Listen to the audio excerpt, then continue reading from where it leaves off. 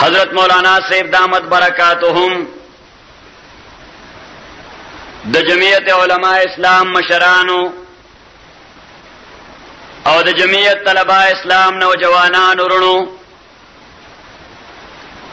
داننه اجتماع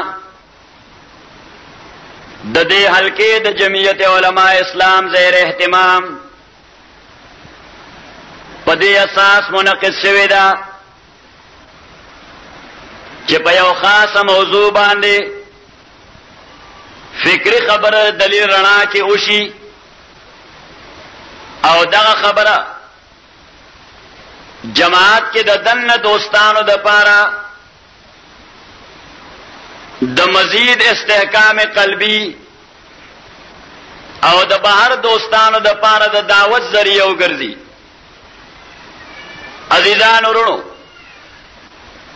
د دعوت په موقع ما ته ملګری ذکر کړو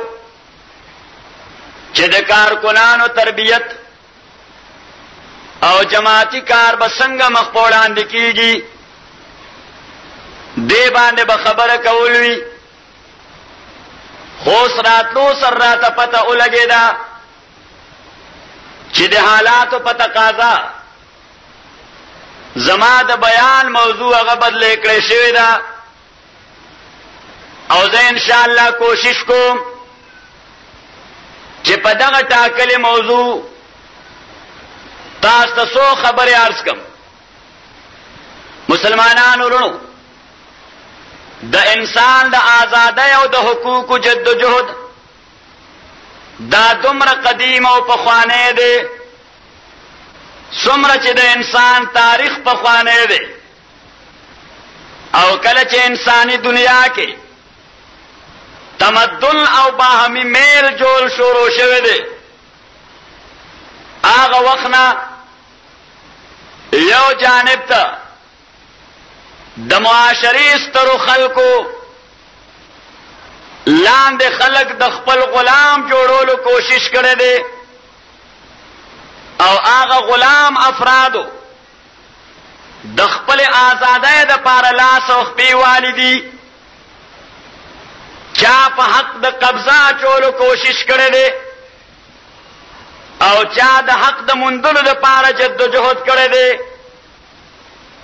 او دغه جدوجہد د آزادۍ یا د حقوقو او دغه کوشش د غلام جوړولو یا د حقوقو د تلف کولو دا کله فرد د فرد کوي کله جماعت د جماعت کوي کله ډله د ډلې کوي او کله یو قوم د بل قوم کوي او په دغه اساس تاریخ کې مونږه او تا نیرنګي ګورو چې چرته تحریک پورته شوه دی د مذهب په نامه پورته شوه دی کله تحریک موبلای شوه دی د قبایلیت بنیاد باندې او کله هغه تحریک کې د زور پیدا کولو کوشش دا د قام ولای او قامیت په نامه باندې شوه دی. عزیزانو د انسان یو قبیلی سره تړون یا د یو قوم او د قومیت فرد کېدل دا د اختیاري مسله نه ده بلکې دا یو خالص د نیچر تقاضا ده. د فطرت په مقتضا باندې یو سړی پښتون قام کې پیدا دی یو سړی پنجابي قومیت سره تعلق ساتي یو کس یو تهذیب او ثقافت سره وابسته پاتې دی او افراد بل تهذیب او ثقافت سره وابسته دي لہذا دا معقول او ریزنیبل خبره ده چې په کوم شی کې ستا اختیار له دخل مداخلت نه نو غیر اختیاري شی دا نه د حمد او د تعریف ورګرځي او نه دا د فضیلت معیار ګرځي شي ځکه د فضیلت معیار دا د تا اختیاري عمل دی دا د تا اختیاري کریکٹر دی د فضیلت معیار هغه شی جوړیږي چې ستا د لاس خپو حرکاتو لاغې کې دخل مداخلت وي او چې یو شی کې ته 1,000 اختیار نه لري معقوله خبره ده چې هغه تا لپاره د فضیلت معیار نه ګرځي د تفوق معیار نه ګرځي د برترۍ معیار نه ګرځي او هغه شی بیا نظام جوړول دا د ټولو نستر حماقت او ناشنا بے وقوفی ده قرآن کریم کې الله تعالی فرمایل یا ایها الناس او انسان زادگانو او د انسان اولاده او آدمیانو او د یو جنس او د یو نوع سره منسلک خلقو انا خلقناکم من ذکر و انثى ستاسو روٹ او جړ یو دی ستاسو اصل او بیخ یو دی ستاسو منبع او فاونټین یو دی د کم پازیټیو او د نیگیټیو ټکر نه چې تاسو مارضی وجود کې راغلی یې هغه کې څه اختلاف نشته د تاسو پلار حضرت آدم او د تاسو مور حضرت حوا وجعلناکم شعوبا وقبائل لتعارفوا او د دې نوع لاندې ذیلی تقسیم لاندنی ډیویژن لاندنی تقسیم الله تعالی داغه حکمت خی فلسفه خی وجعلناکم شعوبا وقبائل تاسو مې بیا پسترو خاندانونو او په وړو قبایلو کې تقسیم کړی حکمت څه ده لتعارفوا only for mere introduction خالص د جان پہچان لپاره چې دتا د قوم په خانه کې اولی کله شي چې دا سړی افغان دی دا سړی آرای دی دا سړی آوان دی دا سړی خلیل دی دا سړی محمد دی دا سړی وزیر دی دا سړی محسود دی خو الله فرمایل وجعلناکم شعوبا وقبائل لتعارفوا نیو فرمایل چې وجعلناکم شعوبا وقبائل لتعرفوا چې تاسو مې دې لپاره شعبې او قبیلې کوي چې په دې تاسو تعریف وشي دا د ډیسکریمینیشن ذریعہ وګرځي دا د تفوق او د فضیلت ذریعہ وګرځي د قران لفظ دومره جامع دی وجعلناکم شعوبا وقبائل لتعارفوا د دې مصدر د تعارف انګریزي کې ترجمه کیږي انټروډکشن په اردو کې کیږي جان پہچان په پښتو کې ترجمه کیږي پیژنګلی فارسی کې ترجمه کیږي شناخت او زما په خیال د دینه بعد په دې لفظ کې سخړواله پاتې نه پروردگار عالم د قومیت حاصل حکمت خود د شعبې او د قبیله حاصل حکمت خود وجعلناکم شعوبا وقبائل لتعارفوا چې دا د شناخت د پاره دی د پہچان د پاره دی د انټروډکشن د پاره دی د تعارف د پاره دی او د فضیلت معیار دا دې پسې دی ان اکرمکم عند الله اتقاکم لفظ اکرم صيغه د اسم تفضیل د انګریزي ګرامر په لحاظ سپرلیټیو ډیګري او صيغه د اتقا بیا سپرلیټیو ډیګري او صيغه د اسم تفضیل ان اکرمکم تحقیق سره زیات معزز د تاسو نه عند الله پنځ د الله اتقاکم هغه زیات متقی د تاسو نه دی اوس تقوا څه شی دی او د آیت په دې پیرایه کې د تقوا مفهوم څه دی دې د تقوا د څه شی نه عبارت دی ډېر خطر جمع کړی دا حضرت شیخ عبد القادر جیلانی رحمه الله فرمایي ان اکرمکم یی خو تاسو ټول انسانان پښتون انسان دی نو پنجابی انسان دی بلوچه انسان دی نو سندھی خلیل انسان دی نو محمد او وزیر انسان دی نو محسود دا هم انسان دی یوسف زی انسان دی نو خټک او بنگش دا هم انسان دی دی معنا دا نه دا چې دا سره دا دو درجه او د ډبل کیپاسټي انسان دی او دا بل سره چې فلانی قومیت سره تعلق ساتي د سنگل کیپاسټي لري د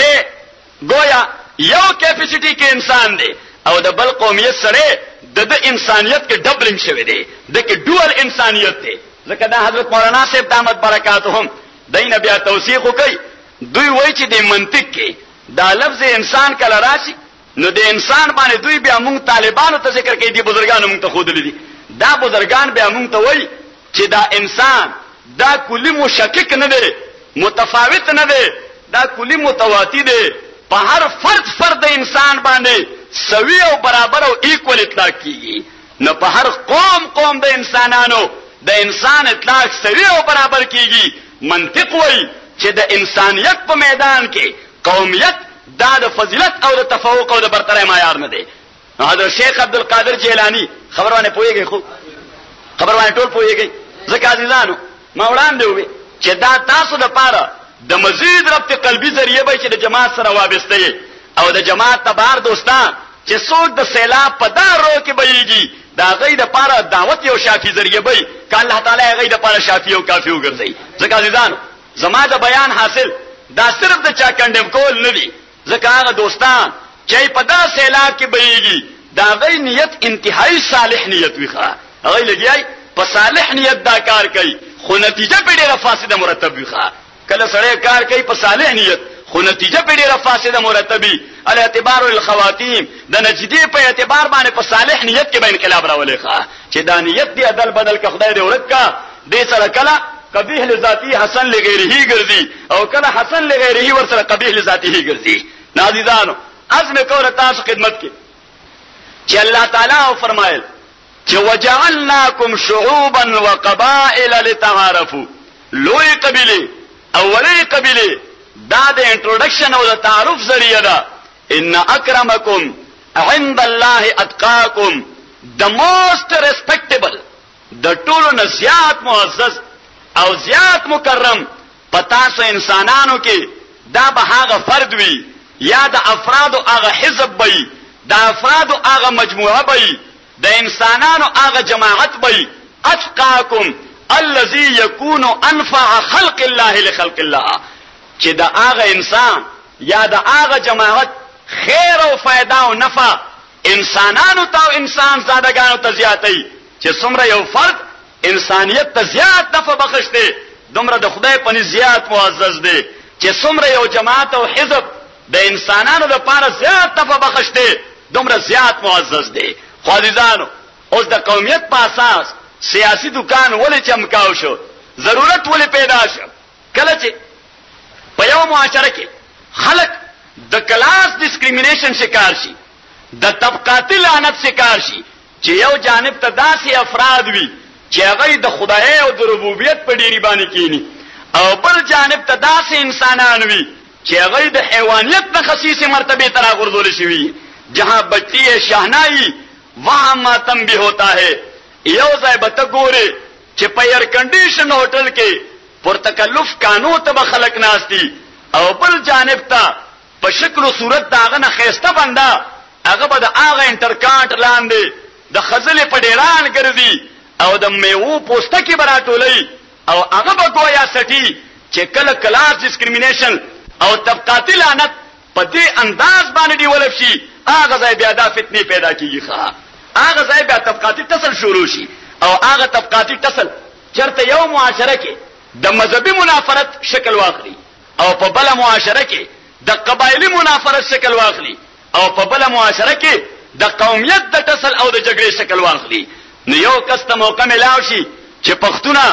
توزه پرشوي زستا د حق جګړه کوم او بل مرګري ته موقع ملاو شي چې سندیا ته ذلیل شوي زستا د حقوقو جنگ کوم او بل مرګري ته موقع ملاو شي چې بلوچیا تو واله شوي زستا د پارزان مړو اوس دا یو داسې جذباتي ناره ده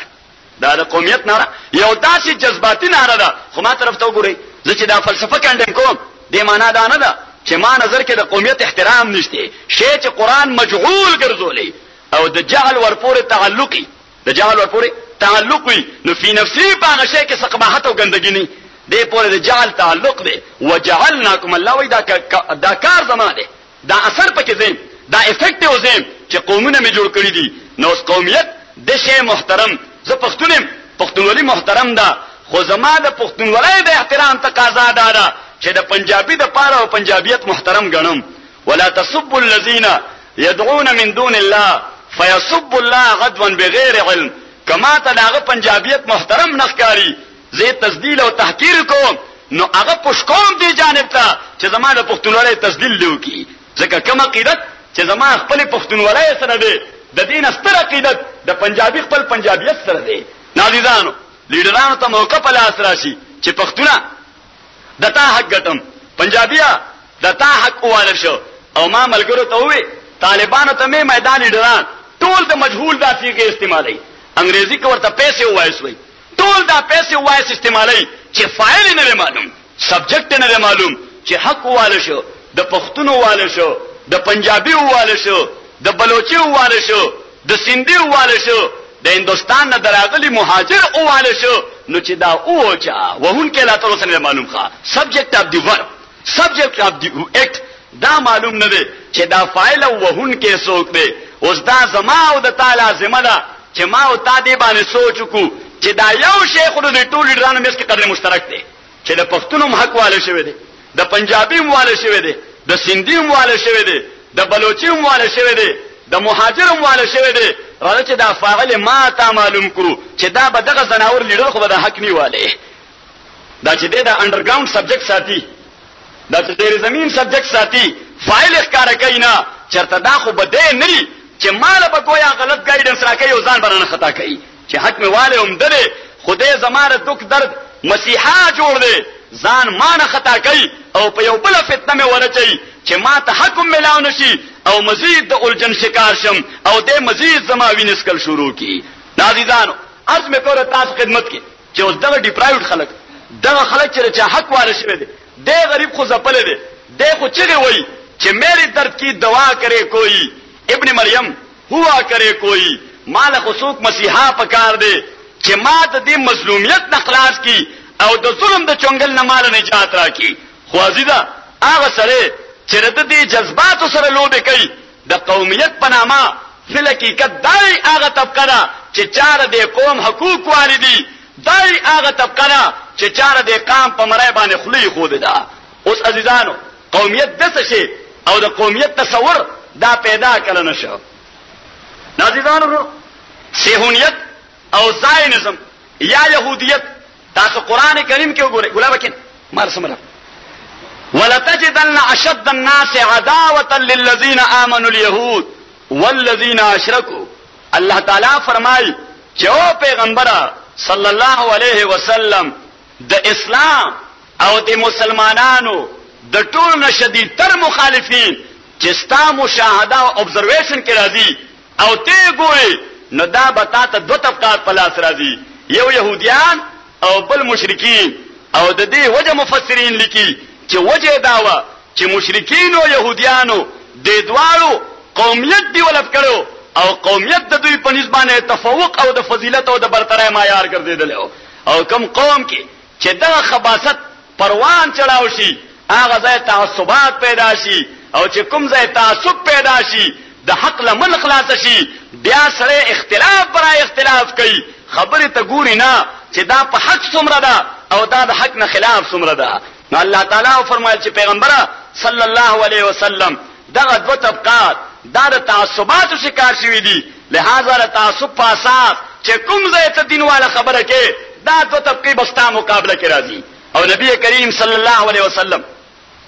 د دې عصبیت په اساس او فرمایي چې من دعا الى العصبيه فليس منا ومن قاتل على العصبيه فليس منا ومن مات على العصبيه فليس منا. چا چې قومي عصبیت ده یا بل طبقاتي نظام طرف ته چې هغه تعصبات پیدا کوي، بدنیتۍ پیدا کوي، منافرت پیدا کوي، توڑ پیدا کوي، شلول پیدا کوي. نبی کریم علیہ السلام فرمایل چا چې دې شلون طرف ته دعوت ورکو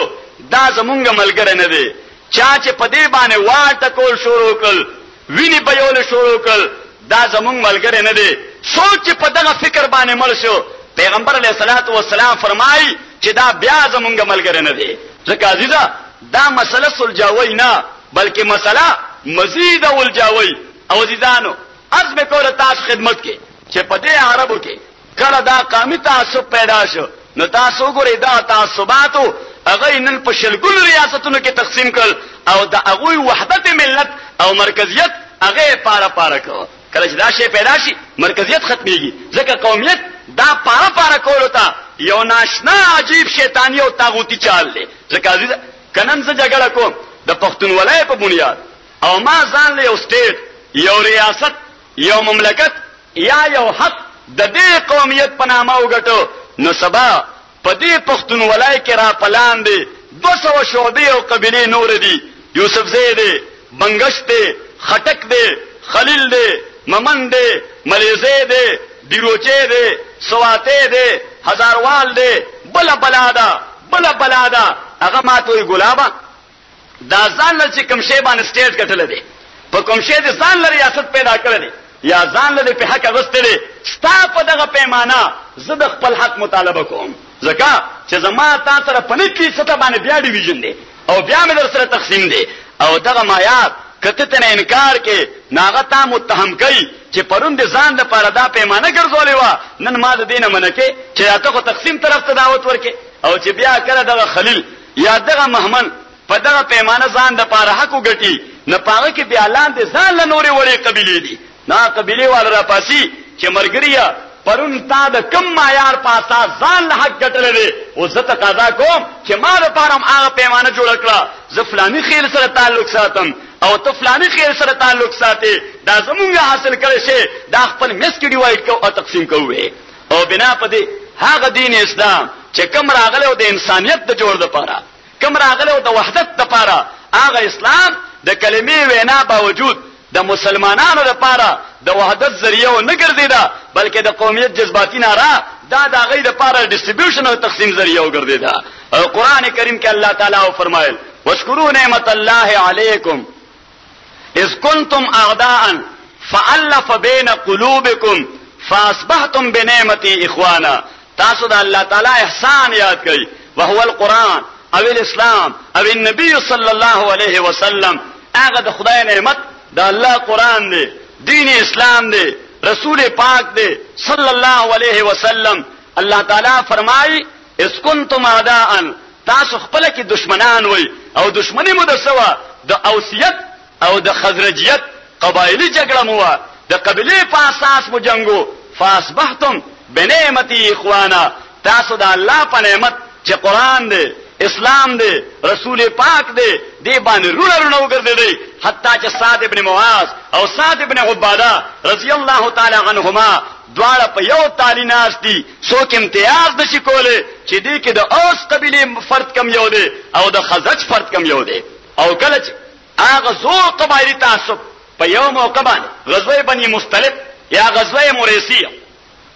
چې هغه کې یو کوی د جګړې په موقع یو انصاری او یو مهاجر صحابي دا غي مس کې جګړه راځي هغه مهاجر پرق ور کوي انصاری ته او هغه आवाज کوي علی الانصار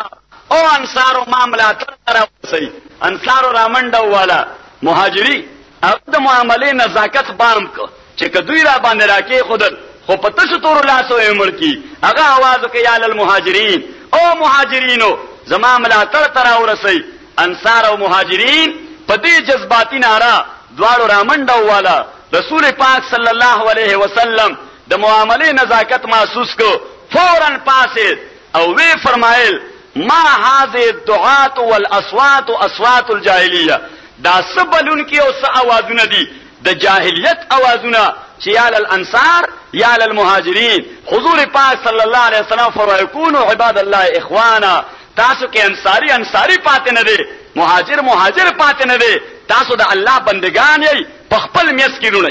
اوس قومیت دا په خپل د محترم خو زما په خیال دغه ملګری چې څوک د قومیت ناره لګي ډېر احترام سره کته ته تاسو کوي چې ګرابا دا قوم او قومیت دا خراته لګ ډیفاین کا تعریف کا ځکه چې ډیفینیشن کلاس یا تعریفي سیکشن دا په هر فن کې اساسي او بنیادی شی حضرت مولانا صاحب دامت برکاتهم چې هم طالبانو ته سبق شروع کړي نړمبه تعریفات او دنیا خلاصي ښه دا غینه بعد بیا اصل هدف ترازی او موږ په دې کالجونو وستو کې چې کوم کتاب شروع کوو نو لومبه هغه بیسیک سيزونه بنیادی سيزونه هغه ډیفاین کو هغه ته وایي ډیفینیشن کلاس. مثلا ساينس وایو اټم ډیفاین کو چې دا اټم څه ته وایي، بل شی ډیفاین کو، فارمولا ډیفاین کو چې فارمولا د څه شی نه عبارت ده. جی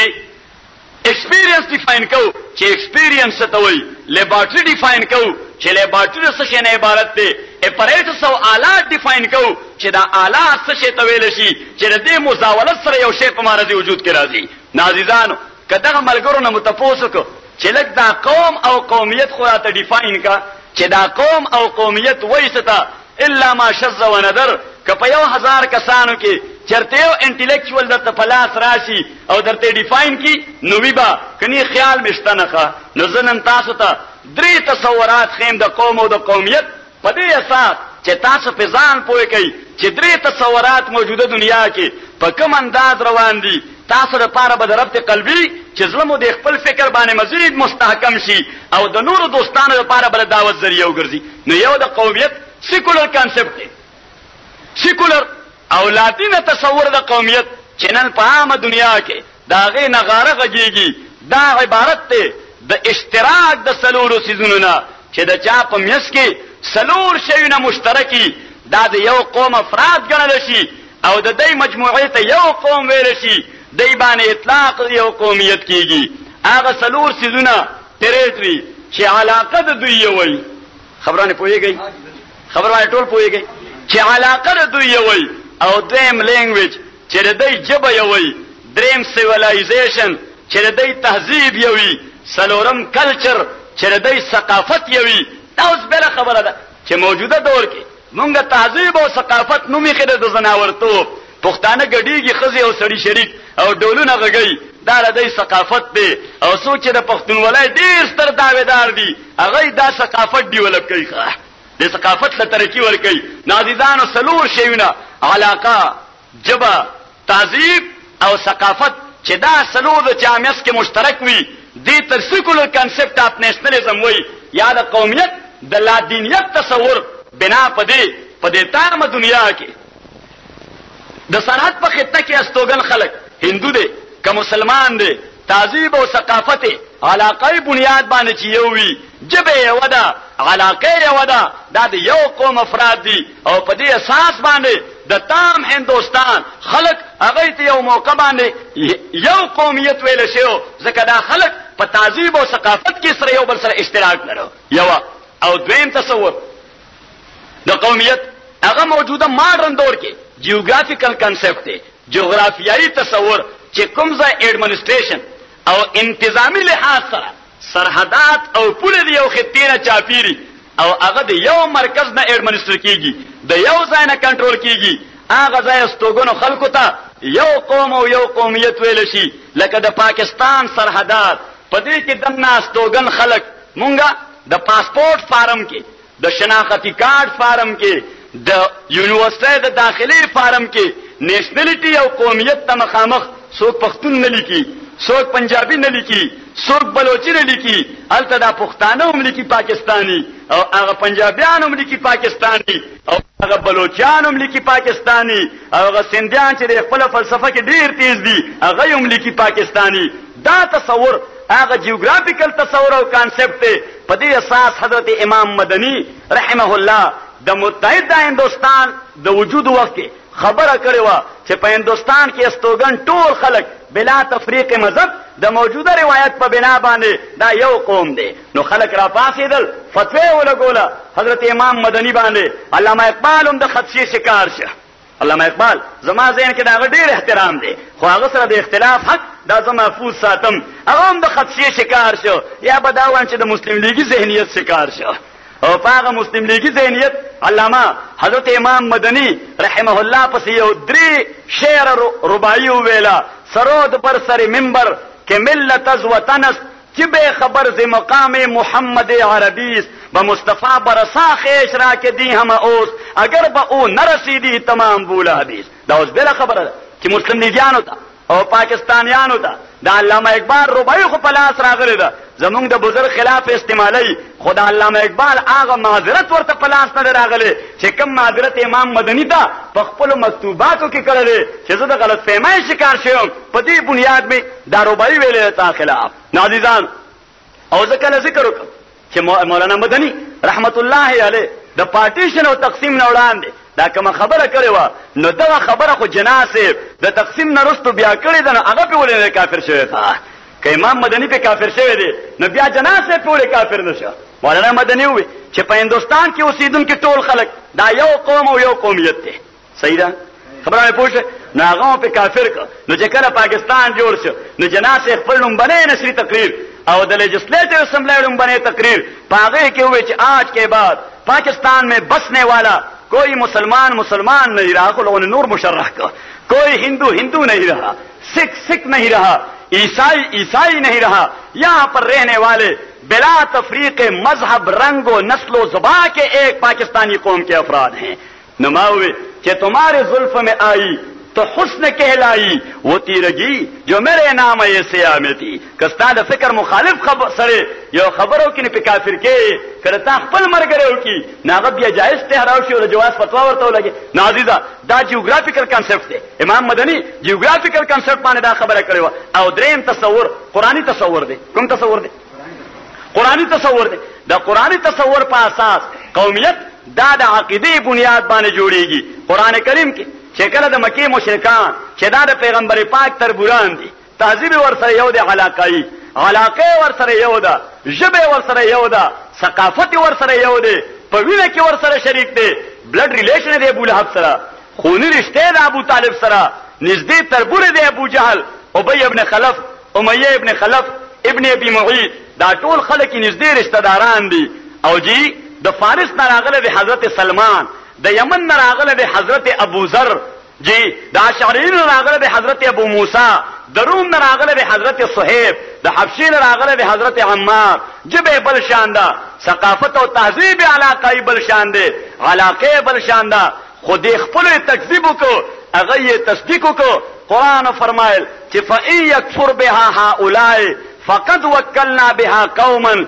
لیسوا بها بکافرین. او پیغمبره کدا ستا خپل قوم والا خلق, دا ستا بلډ ریلیشن او خونی رشتې والا خلق د ستاره دعوت نه کفران کوي, ستاره دعوت نه انکار کوي, نو ما دې باندې یو قوم وکل کړی دی چې هغه د دین انکار نه کوي. هغه قوم په ابو بکر چې د مکې او په صہیب چې د روم او په عمار چې د حبشې او په سلمان چې د ایران نه تلو او په بلال چې د سودان نه راغلو, هغه په دې افرادو باندې مشتملو. علاقه بدله وه, ژبه بدله وه, شکل و شباهتونه یو بل نه بدلو, تهذیب و ثقافت علاقایي یو بل نه بدلو. خو قرآن په اطلاق وکړو د یو قوم. نو اوس دغه ملګرو ته ډېر ادب او احترام سره چې د تا نیت ډېر صالح کېدی شي, خو ګلابه په دې نتیجه ډېره خبیثه مرتب ده. او چې کله ته دعوام دا لري چې ابھی تک میں اسلام سے لا تعلق نہیں ہوا, تر اوسه د اسلام نه لا تعلق شوی نه, بلکې موږ د خود بهترین مسلمان ګڼو ځکه زمونږ ایمانی روري کلمه وای, موږ نه ډېر منځونه کې بلا ډېر خیراتونه کې. نو ګلابه موږ د تا قبله لغونې درستول غواړو چې سمت قبله دا دې برابر شي. ځکه تا ته تجربه وشوه چې د قومیت په اساس مسلې حل شي یا د تقسیم په بنیاد مسائل حل کیږي. که حل کېدلې نو بیا خو لوی تقسیم په هندوستان کې د مذهب په نامه باندې شو چې هندو دی یو خواوي او مسلمان دی بل خواوي, نو مسلې سلجاو شو که الجاو شوې, مسلې الجاو شوې. او عزیزه د هغې نه را په دی خوا په دغه یو مذهب کې دننه د ژبې په بنیاد باندې دوه خطې د یو بل نه جدا شي. په سن 71 کې بنګال ځان لشو او مونږ ځان لشو, هغې ته ډېر خیر ورسېده که مونږ ته ډېر خیر ورسېده. نو مونږ ورته چې تقسیم که دا د مسایلو حل وي نو په کاره چې هغه د مذهب په نامه کم تقسیم وشو چې مسلې د هندوانو مل شوی وي, زمونږ د مسلمانانو مل شوی وي. او که د ژبې په اساس تقسیم د مسلې حل وي نو بیا په کاره چې د بنګالیانو هم څه مسله پاتې نه وي او زمونږ هم څه مسله پاتې. نو تجربه مو وشوه چې دغه د مسلې حل دی نه, مونږ تشخیص غلط کړی دی. د بیماری سبب دا مو غلط معلوم کړی دی. خبره دا نه ده چې د پښتون حق واله شه پنجابي وو, د سندي حق واله شه پنجابي وو, ا د بلوچي حق واله شه پنجابي وو. ما وی ما اومنله د دې پښتنو زپلو حق دا واله شو, پیسې وایس مجهوله صيغه. د بلوچانو حق دا واله شو, د سنديانو حق دا اواله شو اوس تو ورته خې دا فاعل ځان نه خطا کې ځکه اصل غاصب یې ته اصل غاصب یې ته د دې سرونو سودا ته کې خو ته د ځان نه خطا کې نو ورته وای چې پنجابي واله نو بیا ځتانه ډیر احترام سره تاسو کوم چې د پنجاب هغه 97% عوام چې د پنجاب دیهاتو کې د زناور نوم بدتر حالت تیری دا غي غریبانو د حق چاواله دي اوس 3% تا د پنجابیت نامه ورکه نه 97% تول د پنجابیت نامه نه ورکه نو مونږ دې نتیجې ته ورسېدو چې د پښتون حق واله شو د بلوچي واله شو د سندي واله شو د پنجابي واله شو دي او واله چا دي قوم من حيث القوم د بل قوم حق نه دی واله د هر قوم خپل درندگانو د خپل قوم په مړای باندې خلې خود ده په دې ملک کې صرف یو تقسیم دی ښا سوره تقسیم دی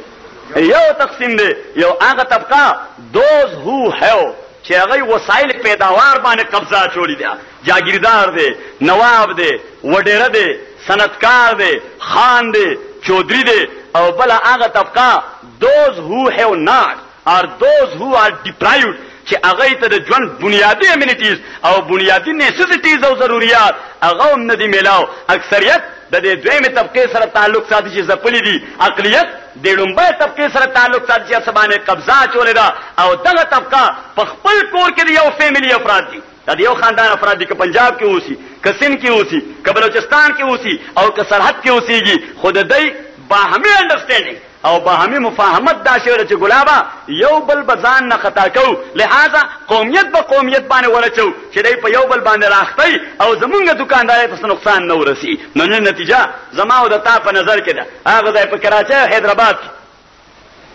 اردو سپیکینګ والا هم کلمه وای او پښتو والا او سندي والا او بلوچي والا او پنجابي والا اوس د کلمې یو والی هغه کې جوړ پیدا نه او د پرتګ او د لنګ اختلاف هغه دی یو بل قاتلان جوړ کړ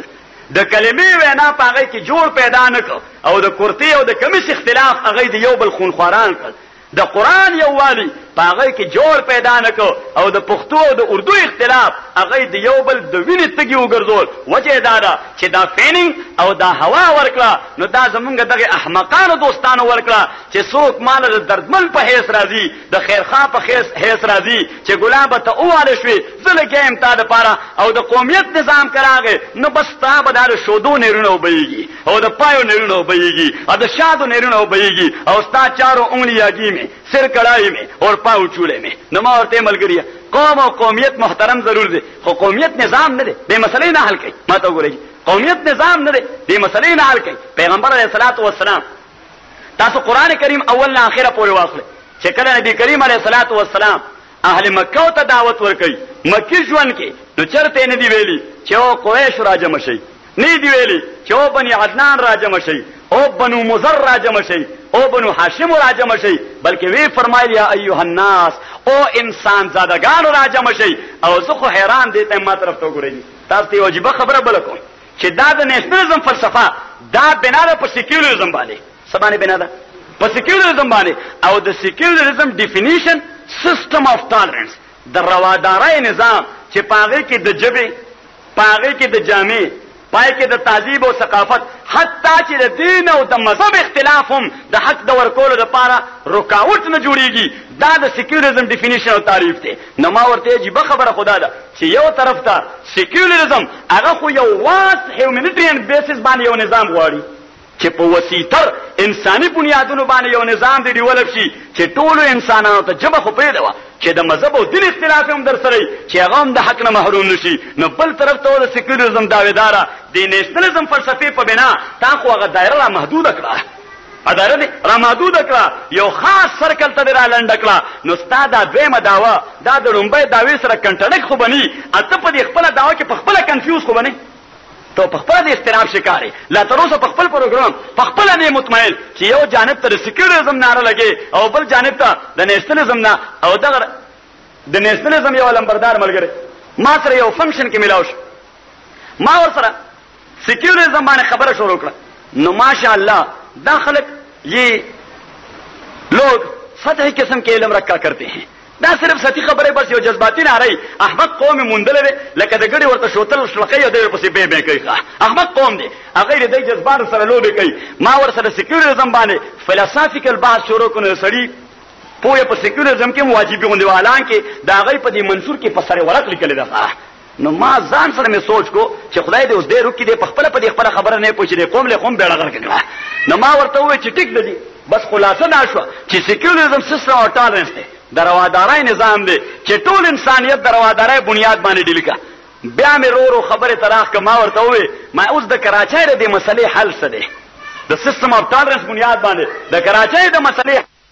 او پښتانه واپس راشي خپل کولو ته روزګار وته ملاو شي نو بس بیغم بشي. نو ما ورته سرحد کې به انډستریالایزیشن وشي نو پښتانه او بیغم شي خو پنجابي او مهاجر خو به یو بل نه بیغم نشي. مهاجر او سندي هغه ناغه ماته وای جذباتي شه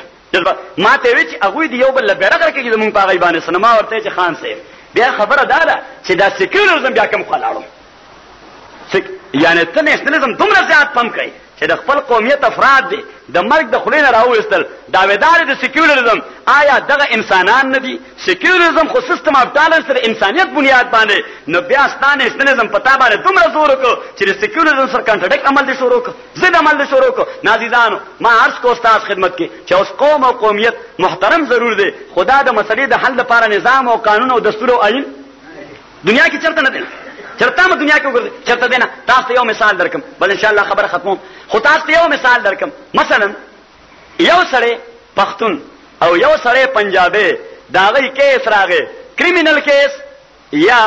سیویل کیس دیوانی مقدمه یا فوجداری مقدمه او مقدمه لار یو داسې سیشن جج لا یا یو داسې سیول جج لا چې هغه د یو کس قومیت سره تعلق ساته. مثلا پښتونو پیښور کې کیس راغی د پنجابي او د پښتون او چې کله دوی لاړل نو پښتون پلی واغسته د قومیت د نظام هغه ته وی چې ته پرتګ غوسته زه مغستون تام قمیصه چولې ما چولې جج سیب ته پښتو وای زه پښتو وام ته سرحد سره تعلق ساتي زه ور سره تعلق ساتم. دا سړی د لنګ والده یا دوتی چولې دا سړی د پنجابي جبه وای دا ملګری د تهذیب او ثقافت مونږ نه جدا دی. لہذا د قومیت د نظام په اساس چونکه زما او د تا قومیت مشترک دی فیصله د کیس دا به زما حق کې نور څه ګراوندز به د کیس نه لټي بس دغه مې ګراوندز درکل د قومیت ګراوندز او د قومیت نظام ورته اپلای کا او فیصله زما حق کې وکا. نو اوس هغه سیشن جج او هغه سیول جج مسلمان یو که کافری هندو یو که سیکی عیسائی یو که يهودي هر بلا چې دا هغه بر دې ملګری خبره تسلیم کی جواب راکوي جی او به منی هغه ورته چې ملګریا قومیت ځان له یو شی محترم دی خدا نظام نه دی د نظام او د قانون ځان له یو مدون کتابي دلته بتاو دا پنجابي ایکولی ډیل کیږي په کتاب باندې او زاغه کتاب را خلم دا کتاب په اساس ته خپل مدعا وای د خپل مدعا وای بیا چې دا کتاب سیکشن د چا تایید کړي دا شی به هغه تورکم. نازیدان ورونو عزم کوله تاسو خدمت کې چې اوس قومیت محترم ضرور دی د تعارف ذریعہ ضرور ده خدا د فضیلت او د تفوق معیار نه دی دا نظام او دستور او آئین نه دی دا جذبه ضرور ده خدا نظریه نه ده. نن زمونږ ناپوه دوستانو د دغه جذبې نه نظریه جوړه کړې ده او جذبه چې کله د نظریه مقام واخلي نو دا صرف تخریب پیدا کوي فساد پیدا کوي خون خرابه پیدا کوي مسائل الجاوي او مسائل سلجاوي نه. حضور پاک صلی الله علیه وسلم ذکر فرمایل د نن یو نیم زر کال وړاندې چې الناس سواسیه انسانان ټول خپل میس کې برابر دي. دیو جن پیغمبر علیه السلام قران کې هم او خپل اقوال کې هم چرته چې دعوت ورکړی دی आवाज کړی دی نو ویل دی یا ایها الناس او انسان زادگانو چې هغه جنس او نوع مو یو ده روټ او جړ مو یو دی منبع او فاونټین مو یو دی پلار او مور مو یو دی من ذکر و انثى یا ایها الناس او انسانانو. او چې کله پیغمبر علیه السلام کم کسان ځان سره نظریاتي طور اوتړل نو بیا هغه له دعوت ورکو چې یا ایها الذین آمنو او ایمان والو خلقو او زمان نظریه او فکر قبول کړو خلقو او مؤمنانو تاسو لپاره دا حکم دی. اوس دې یو جانب پیغمبر علیه السلام که کافرانو له دعوت ورکړي نو ورته نه وایي چې او کافرانو ورته وایي یا ایها الناس او انسان زادگانو او د انسان اولاده او آدمیانو یا څنګه منصور شیخ سے به پیغمبر علیہ السلام ورته چې او د سړي زامنو یا ایو الناس او د سړي زامنو دا خبره واوري تاسو ګورئ قران کریم اول نه اخره پورې چرته کافر په لفظ کافر نه مخاطب کړي سوای دی یو ځای نه چې کله قران ټول خلاص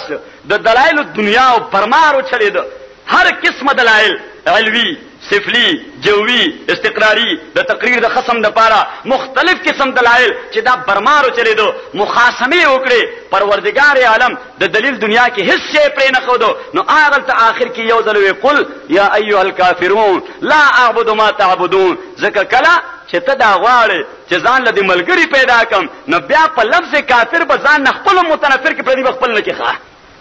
ځکه دا لفظ کافر دا انتهایی مکروه لفظ دی. يهودي ته يهودي وایا اپ بد نه مني، نصراني ته عیسائی وایا اپ بد نه مني، هندو ته مونږ ورته پښتنو ورته نیک وي، پښتنو ورته نیک معنا به هندو، نیک یا به ورته سیټ وي، سیټ معنا به هندو. اپ دې باندې خوشاله دو. سکھ ته سردار سے وایا د سردار معنا هی د سکھ، سردار لفظ خود له شو د په محاذات د سکھ کې سردار سے ورته وایا اپ بد نه مني، خدغه سکھ ته وای چې کافره نو پاک عرفان باندې بیړه درکې او دغه هندو ته وای چې کافره، حالانکه زمونږ د عقیده چې دا کافر دي کنه دي کافر، هندو کافر دی کافر نه دی، خو کته ورته وای چې کافره ناغه دی پریدینه پنسیکای دی هلاکای دی مړی دی هغه وای کافر بته کافر بده پلاری کافر بده غنی کی. قران کریم دغه پیرای خپل کړه پیغمبر علیہ السلام ته وی چې د کفار سره تخاطب کین ورته یا ایو الناس او د انسان زامنو او انسانانو نو خبره پته بده وکی دي خو چې کله بالکل ټوله دنیا دلایل خلاصه کی اخر کې یو ځل ورته قل یا ایها الکافرون لا اعبد ما تعبدون ولا انتم عابدون ما اعبد ولا انا عابد ما عبدتم ولا انتم عابدون ما اعبد لكم دينكم ولي دين. نازیدانو عرض میں کوله تاسو خدمت کې چې پیغمبر علیہ الصلوۃ والسلام دعوت ورکو یا ایو الناس سره دعوت ورکو یا ایو الذین آمنو سره چرته د قوم په نامه خلق را جمع نکړل، د قریشو په نامه خلق را جمع نکړل، د بنو هاشم په نامه خلق را جمع نکړل. ځکه پیغمبر علیہ السلام الله تعالی د عالمگیر انقلاب لپاره لګل. بس د اخري خبره ځان سره یاد کړئ څه لپاره لګل؟ د عالمگیر انسانی انقلاب لپاره لګل. قران کریم فرمایل وما ارسلناک الا کافه للناس بشیرا ونذیرا. اور دغه عالمگیر انقلاب په اساس مونږ هم ناره لګو. حضرت مولانا صاحب راته خو درې دا چې جمعیت کی دعوت، جمعیت کا پیغام سوایو خدا کی زمین پر خدا کا نظام. اوس د خدای ازمکه دا عالم نه کې یو محدود خطه ده وایي جی د خدای ازمکه عالم نه کې یو لګه خطه ده دا عالم دی دا آفاقی نظام مونږ نافذ کول غواړو آفاقو کې نو دغه ناره لګو. اوس دې لپاره سلور سټیج دي سلور سټپ دي. یو شخصي انقلاب دې لپاره بنیادی ضرورت خصوصا د جمعیت طلبه اسلام مرګري دی باقی مت متوجه شي. جمعیت علماء والا اخو ماشاءالله نیکان خلق دي. مونږ د جمعیت طلبه اسلام والا لګ جذباتيانو انقلاب راولو ډیر زر راولو انقلاب راولو ډیر زر عالم کې زر راولو په ځای نه راولو عالم کې زر راولو په ځان د جمعیت طلبه بازي ملګري ما ته ډیر حسرت وی چې هغه موږ نه کوي وای چې جمعیت کی دعوت جمعیت کا پیغام خدا کی زمین پر د خدای پزماکه د خدای نظام راولي او په خپل ځان د خدای نظام را نو چې مونږ کې ښه نو موږ کې هغه کوتاهی کوي تقصیر کوي بیرغبتی کوي. قران کریم کې الله تعالی سلو سټپ او خودل چې دا درې سټیج دي د عالمي او آفاقي انقلاب برپا کولو لپاره. پیغمبر علیہ السلام ته وي تاسو پوهیږئ خو خبرانه پوهیږئ ان شاء الله موږ په دغه ځای په جمع کوو. مناسب دغه خدا خبره ځان سره یاد کړئ. پیغمبر علیہ الصلوۃ والسلام ته الله تعالی لومبنه سټیج او لومبنه سټپ خود د شخصي انقلاب د ذاتی تبدیلی وی فرمایل وربک فکبر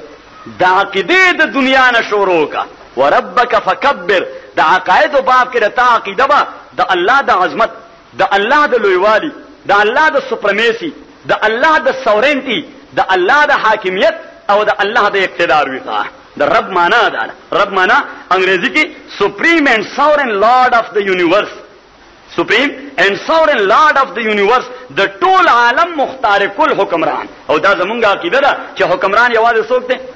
او بل چاته که سعارضی اختیار ملاو شي نو دې صرف خلیفہ دی. حکمران الله دی. دې صرف خلیفہ دی پر خپل دایره اختیار کې. کله کونسل چیرمن دی خلیفہ دی. زمونږ مېن پر کونسلر سے دی غلام علي دې په خپل دایره اختیار کې خلیفہ دی. کله جماعت امام دی نو څه دی خلیفہ دی. کله مدرسې محتمم دی نو خلیفہ دی. کله صوبې وزیر اعلی دی نو خلیفہ دی. او کله مرکز صدر دی نو صرف خلیفہ دی. حکمران پکې نشته. حکمران د دین د عقیده په اساس یوازې الله. وربک فکبر خپل خدای سپریم او ساورن وګڼه. او د حکمران منلو معنا ده چې زه څوک حکمران ګڼم نو نظام هم د هغه تسلیموم او که زه چې حکمران مې ته نظام د بل چا منم دا ګپ نه لګوم. دا زه خپل عقیده سره فراډ کوم چې حکمران مې ته حاکم تا منم خو نظام به بل چا منم. نو پیغمبر علیہ السلام ته الله تعالی وی ربک فکبر پروردگار به سپریم او ساورن حکمران منی یو.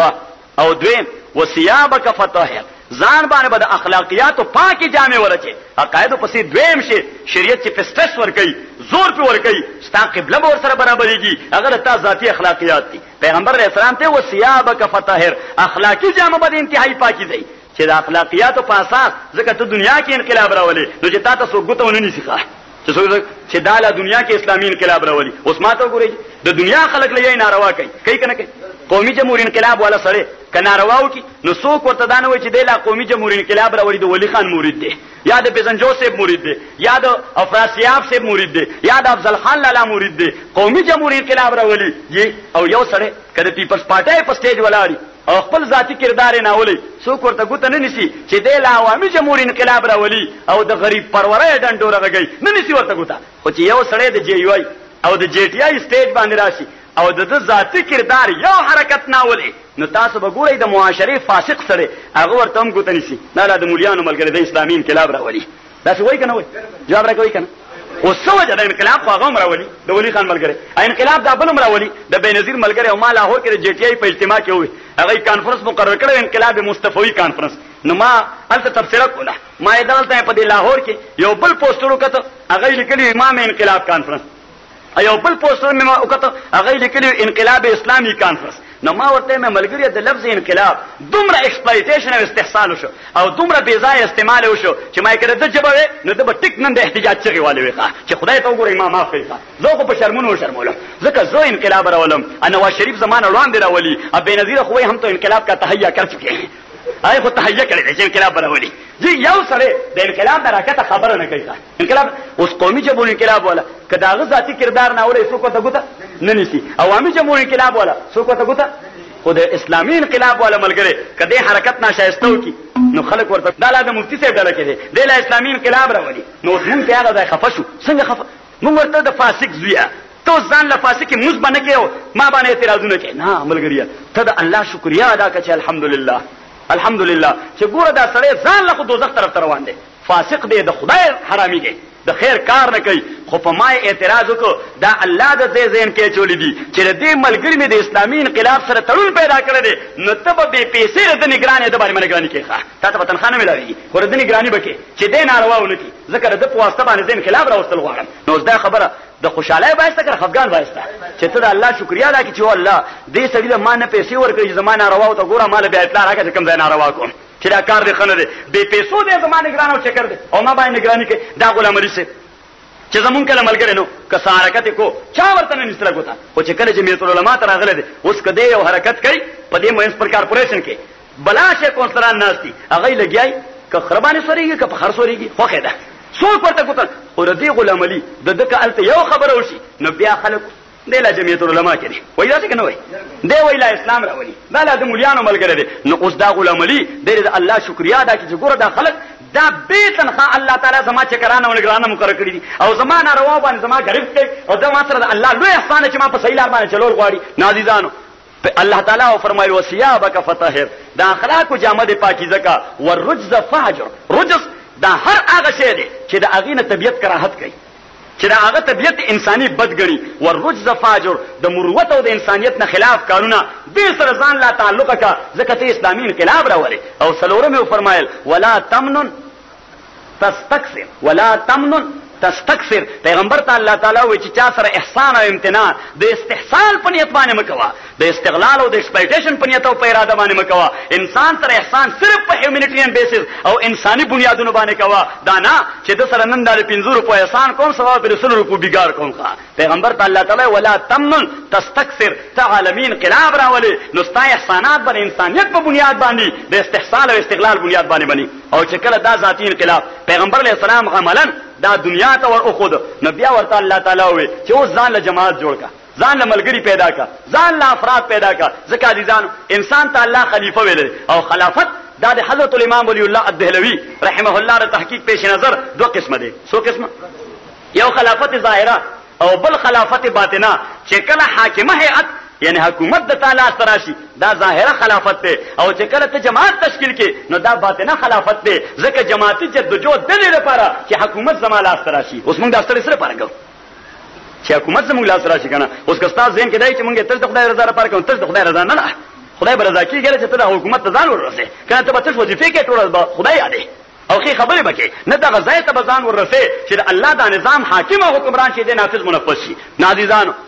عرض مې کو چې پیغمبر علیه السلام تعالی او اوس ځان له جماعت جوړ کا. نبی کریم علیه السلام هغه غونډه تراغه आवाज وکړ او خلکو له خپل ژوند ورته وړاندې کو سی وی فقط لبست فیکم عمرا من قبل افلا تعقلون. زما ذاتی ژوند دا خو تاسو پړوان دي ماشومواله می تاسو کې تیر شو هلکواله می تاسو کې تیر شو بلوغ را باندې تاسو وړاندې راغی ځوان شم د تاسو پړوان دي واده می تاسو وړاندې وکړو بچی می تاسو وړاندې وشو غم خادره باندې تاسو وړاندې رالل په هر مرحله کې تاسو وکتم زمو څنګه وموندم. هغه ټول ورته جواب ورکما وجدنا فیک الا صدقا. دا الله پیغمبره تاکي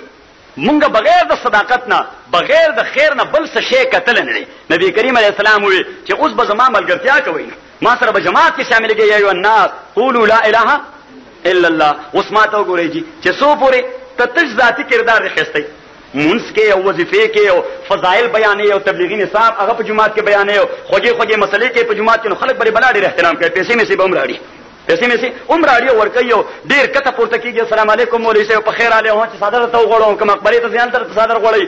ځان په نور باندې سوځي خطا باندې د پاس صادر نیولې خو چې کله تر جماعت په اساس باندې خبرو کې جماعت کې نو بیا به ګوري چې دا ډېر تانه چا پیر لکای ترنګول مولا صاحب اوس ګډوډ شي.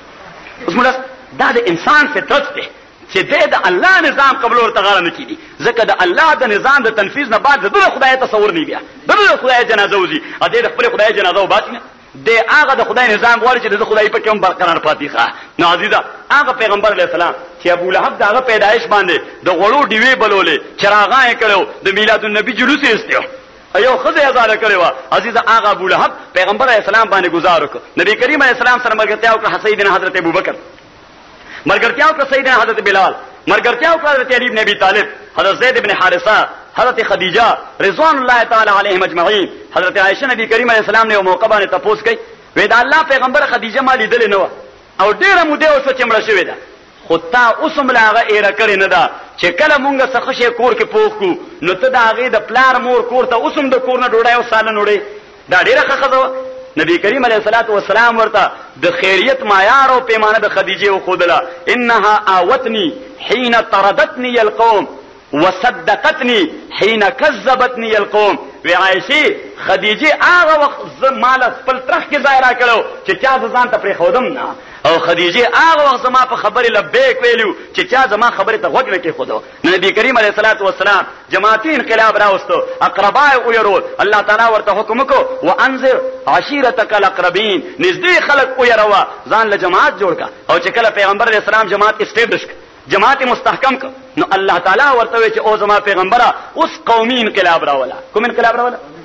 قومي انقلاب لتنذر ام القرى ومن حولها مکه او د دې چا پرچل کې دا خلق دې شی ته ذهني طور تیار کا. پیغمبر علیه السلام ځان سره راجمع کړ تفوق او برتریه او کم ترین شروع کړه بیا به نظام نه برابرېږي. وی فرمایي الله فضل لعربي على عجمي د صرف عربیت په بنا عجمی باندې عربي فاضل نه دی ولا لعجمي على عربي ولا لاسود على احمر سپین په تور باندې او تور په سپین باندې د رنگ په اساس بهتر نه الا بالتقوى مگر د تقوا په اساس باندې تفوق او برتری را. كلكم ابناء ادم وادم من تراب تاسو ټول د ادم اولاد یې ادم الله د خاور نه پیدا کړو. واخر دعوانا ان الحمد لله رب العالمين.